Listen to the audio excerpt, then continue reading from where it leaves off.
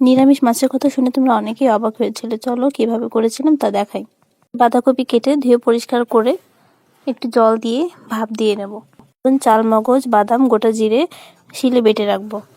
এদিকে দেখো, সেই বাঁধাকপিটা ঠান্ডা হয়ে আসলে এভাবে হাত দিয়ে চেপে জলটা ঝরিয়ে রাখবো। আগে থেকে সিদ্ধ করে রাখা আলু ও বাঁধাকপির সাথে ভালোভাবে মাখিয়ে নেব। এখন ধনে গুঁড়ো, জিরে গুঁড়ো, লবণ, হলুদ, লাল লঙ্কার গুঁড়ো, 2 চা চামচ বেসন, 2 চা চামচ চালের গুঁড়ো দিয়ে ভালো করে মেখে নেব। তোমরা হাত দিয়েই মাখবে, হাত দিয়ে মাখলেই মাখাটা ঠিক পারফেক্ট হবে। এখন একটা প্লেটে সাদা তেল ভালোভাবে মাখিয়ে রাখবো। তারপর বাঁধাকপি আলুর মিশ্রণটা হাতের মধ্যে নিয়ে গোল করে সেই থালাতে রেখে মাছের মতো একটা শেপ দিতে হবে। এভাবে একই রকম করে তোমরা সবগুলো মাছের শেপ করে তৈরি করে রাখবে।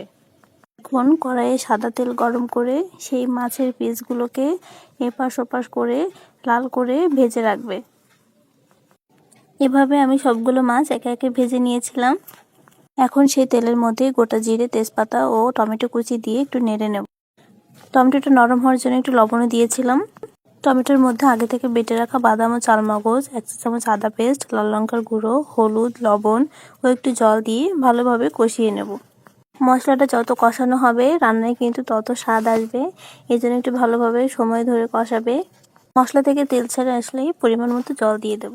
দেখো, ঝোলটা একটু ফুটে উঠলেই আগে থেকে ভেজে রাখা সেই বাঁধাকপির মাছগুলো ঝোলের মধ্যে দিয়ে দেব।